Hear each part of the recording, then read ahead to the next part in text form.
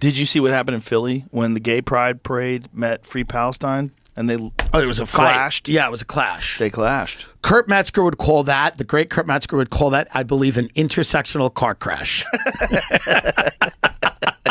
It was funny. They were saying you can't march because Palestine's not free. You got to stop right here. Yeah. We're more important. This is more important. It was weird watching happy. it because they were like, there's no joy. No one should be happy. I think Pride is very silly that it's a whole month. That's very silly. If you look at what was done to black people and you look at what was done to gay people, it's insane that Pride is a full month. A couple of weekends, maybe one or two. The idea that it's a full month is nuts. Well, how about there's only Veterans Day? Right. There's one day for veterans, and there's an entire Memorial month. Day. There's Veterans Day, Memorial Day. And what the month of Pride allows people to do is it allows corporations to just talk about, you know, how down they are with fisting. That's really all it is. Why it's don't just we have a Capital Veterans One Month? going, you come, it's like we will, you can, and I say that as an out gay guy who has no problem with people going to pride parades and having fun. I don't think 9-year-olds should be there. How old do you think is the cutoff? I mean, when your kids are in their teens, perhaps, if they're in their older teens, I just think kids should be... Legal teens, you mean? No, I mean, I don't think a 13-year-old needs to be there either. I think 17? 17 and know he's gay. 17, or they could just...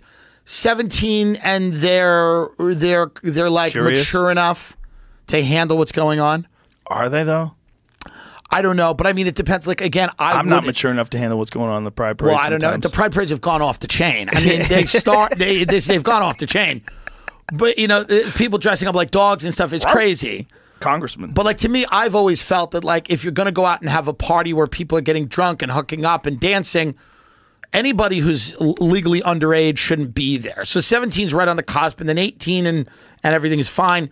But to me, it's like, I don't think it belongs for kids. That's clearly, it doesn't belong for kids. Well, people want to do it to show their kids tolerance and acceptance. But you don't have, that's not. That's not how you have to do it. It's very sexualized. That's the thing about sexualized. Pride is like, yeah, sure, you should celebrate the fact that gays are free to get married and they have all the same rights as everybody else, as they should. But yeah, like it's sexual. Yes, it's like a lot of guys with thongs on. Well, it's like spring break. Yeah, right? It's wild. It's like, would you take your 10-year-old to spring break to show to teach them tolerance?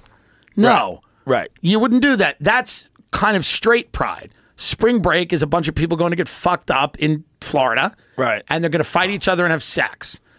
And you wouldn't take your young children to see that. I don't see the reason to take your kids to a highly sexualized parade. Yeah. No, I agree. You want to take them to an event that's not as sexualized? Like maybe a mother would tell her kids, like, your father's getting an award. He's gay. He's getting an award. That's why it didn't work out with us. Your father's gay. He's a faggot, and we're watching him get an award tonight. How many of those because he wrote a book? Poor bastards are out there in marriages right now. That probably a lot. There's probably a lot of just them. trapped. Just but can't you know be what themselves. It is? Nothing's great. You probably have a